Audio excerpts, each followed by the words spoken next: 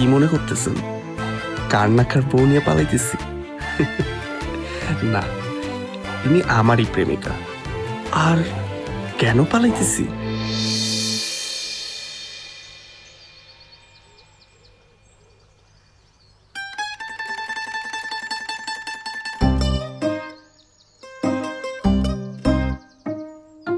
আমার জন্য গিফট আনছো? বাহ, দেখি তো কি। এগুলো তো মনে হয় আমি তোমাকে দিচ্ছিলাম। হুম, এগুলো তুমি আমাকে দিয়েছিলে। তুমি আমাকে এগুলো ফেরত কেন দিতেছ? কারণ তোমার কাছে ঋণী থাকা আমার ঠিক হবে না। কেন? বয়ফ্রেন্ডের কাছে ঋণী থাকলে এমন কি হবে? কিছুই হয় না, কিন্তু বয়ফ্রেন্ড যখন পরপুরুষ হয়ে যায় তখন তার কাছে ঋণী থাকা ঠিক হবে না।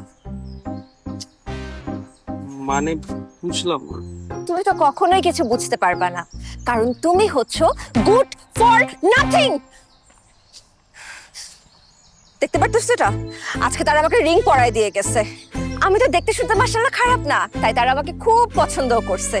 ইনফ্যাক্ট আমার বিয়ের তারিখ পর্যন্ত ঠিক করে গেছে।